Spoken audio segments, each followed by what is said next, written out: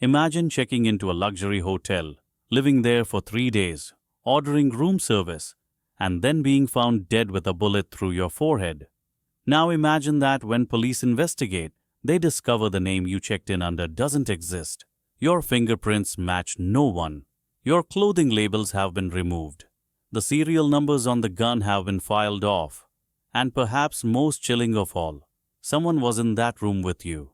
This is the story of Jennifer Fairgate, a woman who died in room 2805 of the Oslo Plaza Hotel in 1995 and whose real identity remains unknown to this day. June 2nd, 1995, the Oslo Plaza Hotel, Norway. A woman walks into one of the city's most prestigious hotels. She's elegant, well-dressed, and carries herself with confidence. She approaches the reception desk and checks in, providing her name as Jennifer Fairgate from Berlin, Belgium. She requests a room with a view.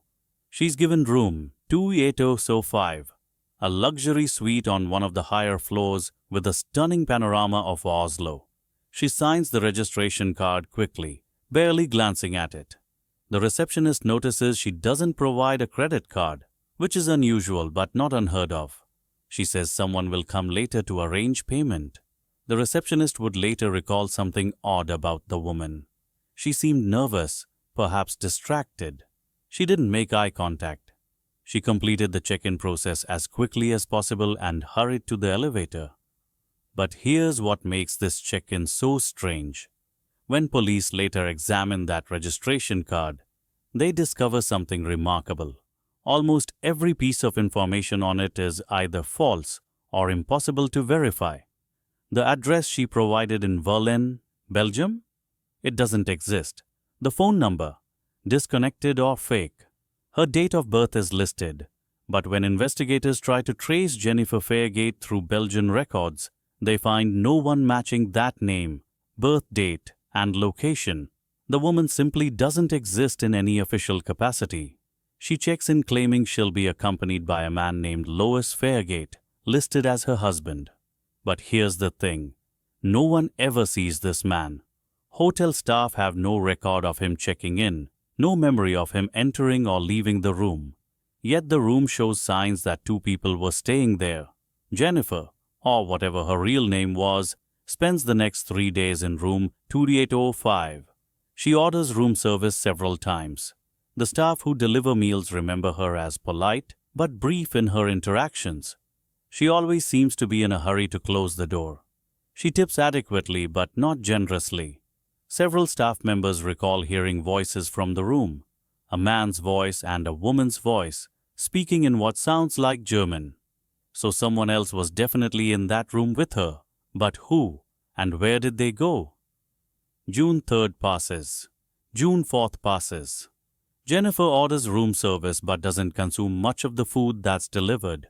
The trays are later found with meals barely touched. What was she doing in that room for 3 days? Here's something investigators found particularly strange. Jennifer never left the room during her stay. Not once. Hotel security cameras would have captured her if she'd gone out, but there's no footage of her leaving. She arrived, went to her room, and stayed there. No shopping trips, no tourist activities, no restaurant visits, nothing. What kind of person travels to a beautiful city like Oslo and never leaves their hotel room? June 5th, 1995.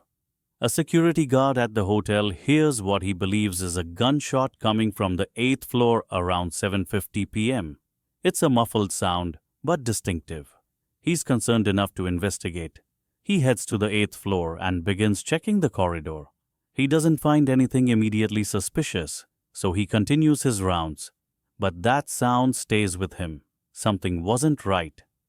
About 15 minutes later, at 8:06 p.m., hotel security decides to check on room 2805. Jennifer Fairgate hasn't settled her bill, and there have been complaints about the Do Not Disturb sign being on the door for an extended period. A security guard knocks on the door. No answer. He knocks again, louder. Still nothing. Using a master key, he opens the door cautiously. The room is dark except for light coming through the windows, and there, on the bed, is Jennifer Fairgate. She's lying on her back, fully clothed except for her shoes, which are neatly placed near the bed. In her right hand is a pistol, a Browning 9mm semi-automatic, and there's a bullet hole in her forehead.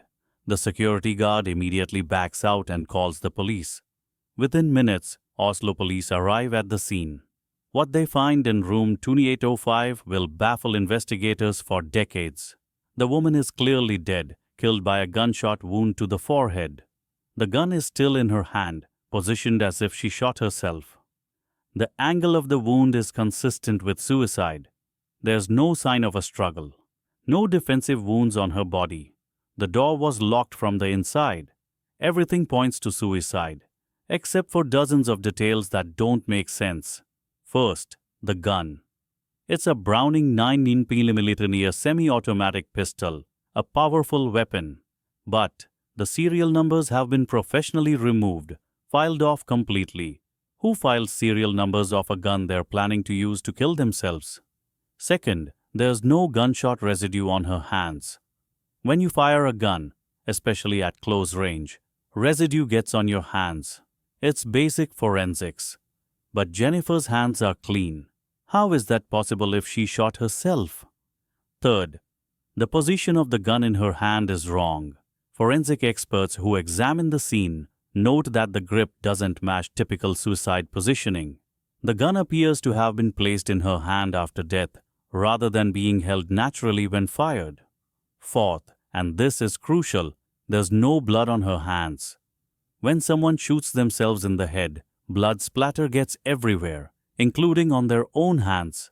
But Jennifer's hands are completely clean. The blood is pooled around her head on the pillow, but her hands are pristine. Fifth, the woman's shoes. They're neatly placed beside the bed as if she carefully removed them before lying down. But here's the bizarre part. There's no dirt on them. Not a speck. These are expensive shoes, and she supposedly walked through the hotel wearing them. Yet they're absolutely clean. It's as if they were never worn outside, or they were cleaned deliberately. Sixth, remember that mysterious man, Lois Fairgate, listed on the registration as her companion. Police find evidence that someone else was definitely in the room. There are two sets of toiletries. The bed shows signs of two people sleeping in it. Witnesses heard two voices. But where is he now? The police begin a thorough investigation of the room itself. What they discover only deepens the mystery. Inside the room, they find a travel bag with clothing. But just like the Isdal woman case from 1970, every single label has been cut from every piece of clothing, every tag removed, every manufacturer's mark eliminated. Someone spent considerable time ensuring nothing could be traced. The clothing itself is expensive and elegant, designer items, well-made, fashionable for 1995. This woman had money and taste. But there's no wallet, no identification, no passport, no personal documents of any kind. They find a few cosmetics, but again, no labels or identifying information. There's ammunition for the gun, 34 rounds in total, but no one can trace where it was purchased because there are no serial numbers or identifying marks on the bullets either. Here's something particularly strange. Police find the room key card, but when they check the electronic records, they discover the card was used to access the room multiple times during the 3 days Jennifer was staying there. The pattern suggests someone was coming and going, entering and leaving repeatedly. But security camera footage shows Jennifer never left the room. So who was using that key card? The mysterious Lois Fairgate? Someone else entirely? And how did they avoid being captured on camera? The autopsy provides more questions than answers. The medical examiner determines that the woman was approximately 25 to 35 years old at the time of death. She was about 159 centimeters tall, roughly 5 feet 2 inches. She had short dark hair, blue eyes, and was in excellent physical condition.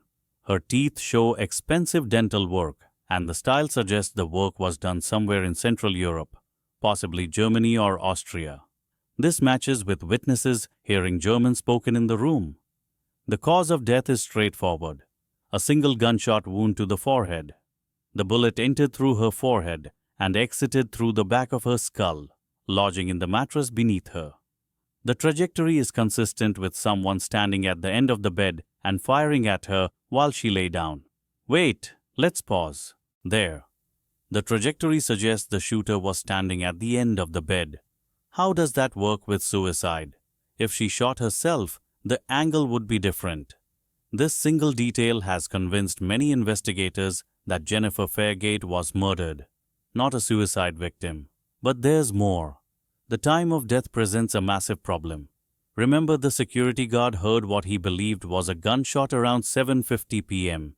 and the body was discovered at 8:06 p.m. That's only a 16-minute window. But the autopsy suggests the woman had been dead for longer than 16 minutes when she was found. Body temperature, rigor mortis, and other indicators suggest she might have been dead for hours before discovery. So, what was that sound the security guard heard? If it wasn't the gunshot that killed Jennifer, what was it? Some investigators theorize that someone fired a shot into the mattress to create the sound, establishing a false time of death. This would give the real killer time to escape the hotel before the body was discovered. The shot that killed Jennifer could have occurred much earlier, perhaps around the time she stopped ordering room service. The police investigation expands beyond the hotel. They release sketches and descriptions of Jennifer Fairgate to media outlets across Europe. Surely someone knows this woman. Someone must recognize her. But just like the Esdell woman case 25 years earlier, the response is silence. No one comes forward to identify her. No missing person reports match her description. She remains a ghost. Investigators examine hotel security footage, frame by frame. They are looking for the mysterious Lois Fairgate or anyone else who might have entered or left room 3805. But here's where things get truly bizarre. The security cameras have blind spots. Several cameras that should have been recording hallways near room 2805 either malfunctioned during those 3 days or their footage is mysteriously missing. The cameras in the lobby caught Jennifer checking in, but after she gets in the elevator, there's no clear footage of her or anyone else accessing the 8th floor. It's as if someone knew exactly where the cameras were and how to avoid them. Or as if someone with access to the security system ensured certain footage wouldn't be available for investigation. This knowledge of camera placement and security systems suggests either incredible luck or inside information. Was someone working at the hotel involved? Did Jennifer or her companion have training in surveillance and counter-surveillance?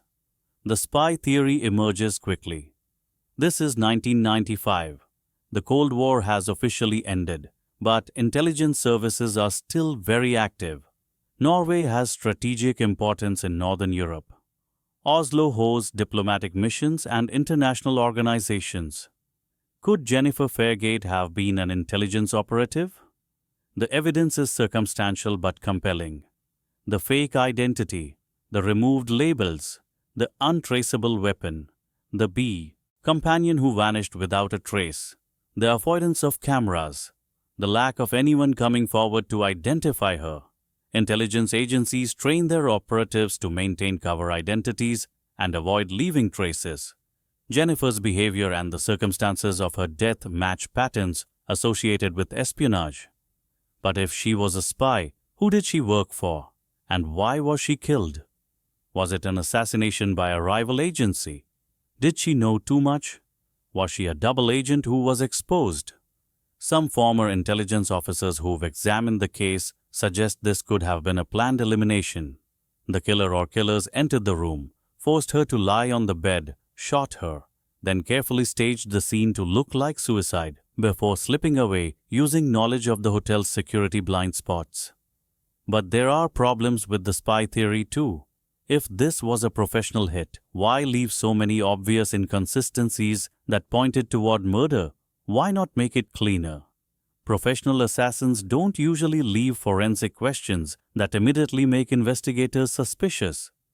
Another theory focuses on the mysterious companion.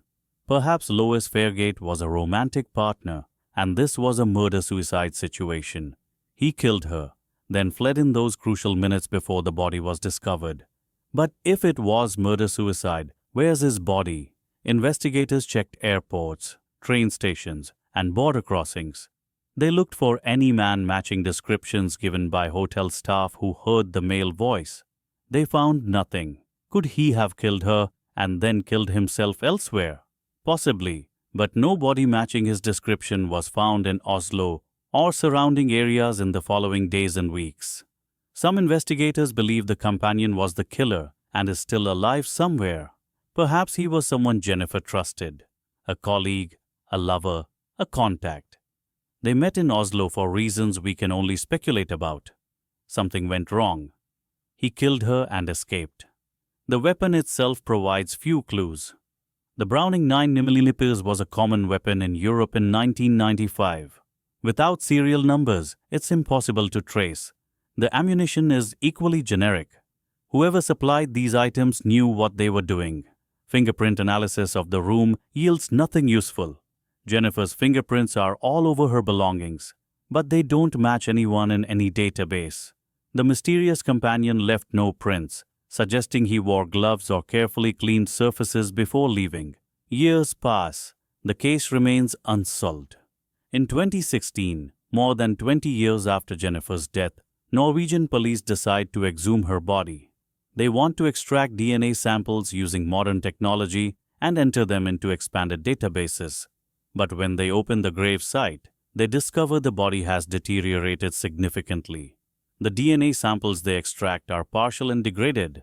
They enter what they can into international databases and hope for a match through genetic genealogy. So far, nothing has come up. Jennifer Fairgate remains unidentified. Various theories have emerged over the years about Jennifer's true identity and purpose in Oslo. Some believe she was attending a secret meeting with someone, perhaps selling information, perhaps receiving instructions, perhaps meeting a contact. The timing is interesting. June 1995.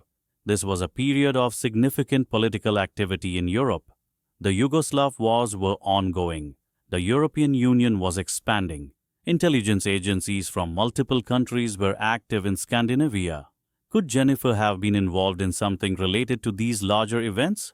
Was she a courier, an intermediary, a witness to something that got her killed? One detail that haunts investigators is how thoroughly Jennifer, or someone, prepared for this trip. The fake identity was carefully constructed. The clothing labels were meticulously removed. The weapon was untraceable. Every potential identifier was eliminated. This level of preparation suggests premeditation and planning. This wasn't spontaneous. Someone spent significant time getting ready for whatever was going to happen in Oslo. The question is whether Jennifer was planning her own disappearance or whether someone else was planning her death. The fact that she never left the hotel room suggests she was either waiting for something or someone, or she was being kept there against her will. But hotel staff never heard sounds of distress or struggle. The room service orders were placed calmly. There were no calls to the front desk asking for help. If she was being held captive, it was a very controlled and quiet captivity. Or perhaps she wasn't a captive at all. Perhaps she was hiding, staying out of sight deliberately until whatever she was waiting for happened. Let's consider the possibility that Jennifer knew she was in danger. Maybe she checked into the hotel under a false name because she was running from someone. She stayed in the room because she was afraid to be seen. The mysterious companion might have been a protector who ultimately couldn't save her. Or maybe the companion was the threat all along. Maybe Jennifer thought she was safe with him, trusted him, and he betrayed that trust in the worst possible way. The food situation is interesting. Jennifer ordered room service but barely ate. Was she too anxious to eat? Was she ill? Or was she being controlled by someone who ordered food to maintain appearances but wouldn't let her eat normally? One investigator suggested that the lack of eating could indicate Jennifer was preparing for something, perhaps a meeting, perhaps an operation that required her to travel light and fast, or perhaps she knew her time was running out and had lost her appetite from stress and fear. The Plaza Hotel itself has become part of the mystery's legend. Room 2805 is now referred to by some as the suicide room or the mystery room. The hotel has since changed names and ownership, but people still ask about the case. Some hotel employees claim the room has a strange atmosphere. Guests have reportedly requested room changes after staying there, citing feelings of unease. Of course, this could be psychological. Knowing what happened there would make anyone uncomfortable. But it speaks to how deeply this case has embedded itself in Oslo's urban mythology.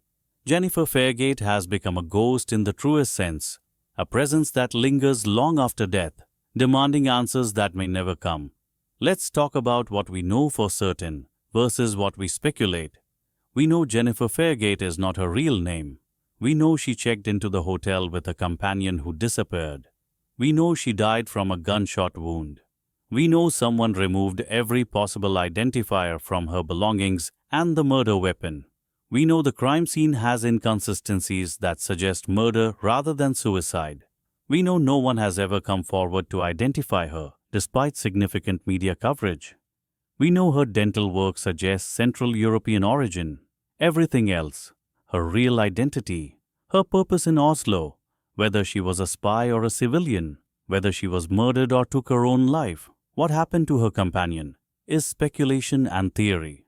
The truth is somewhere in that hotel room, in those 3 days of June 1995, between check-in and death, and unless someone who knows the truth decides to speak, that's where it will stay. Some investigators believe the key to solving this case lies in identifying the mysterious Lois Fairgate. If they can find him, they'll have their answers. But after nearly 30 years, the chances of finding him seem increasingly remote. Others believe Jennifer's real identity is the key. If they can determine who she actually was, her background and connections will reveal why she died. But without better DNA matches or someone recognizing her, this path seems equally blocked. There's a possibility we have to consider. What if the people who know the truth, intelligence agencies, criminal organizations, whoever might be involved, have actively suppressed information about this case? What if there are people who know exactly who Jennifer was and why she died, but that information is classified or protected? In the world of intelligence and espionage, secrets stay buried. Operations remain undisclosed. Operatives who die in the field sometimes don't get acknowledged by their own agencies. If Jennifer was involved in that world, the truth about her might be locked in files that won't be declassified for decades, if ever. The mystery of Jennifer Fairgate represents something profound about identity in the modern world. How is it possible that a woman can exist, travel, stay in hotels, interact with people, and die, yet leave no trace of her true self? No family looking for her, no friends reporting her missing, no documentation of her existence. She's like a person made of smoke, visible for a moment, then dispersed by the slightest breeze, leaving nothing behind but the memory that something was there. For the Oslo police, this case remains open. The evidence is preserved. The investigation technically continues. But as years become decades, the likelihood of resolution fades. Jennifer Fairgate is buried in a cemetery in Oslo under a simple marker with her assumed name and the date of death. She rests there, nameless and unknown, her secrets buried with her. Unless you know something, unless you remember a woman who traveled to Oslo in June 1995, unless you had a sister, a daughter, a friend who disappeared around that time and was never found, unless you were the mysterious companion and have lived with this secret for nearly 30 years. If so, the Norwegian police still want to hear from you, because Jennifer Fairgate deserves a real name. She deserves to be remembered as whoever she actually was, not just as an unsolved mystery. And somewhere out there, someone knows the truth.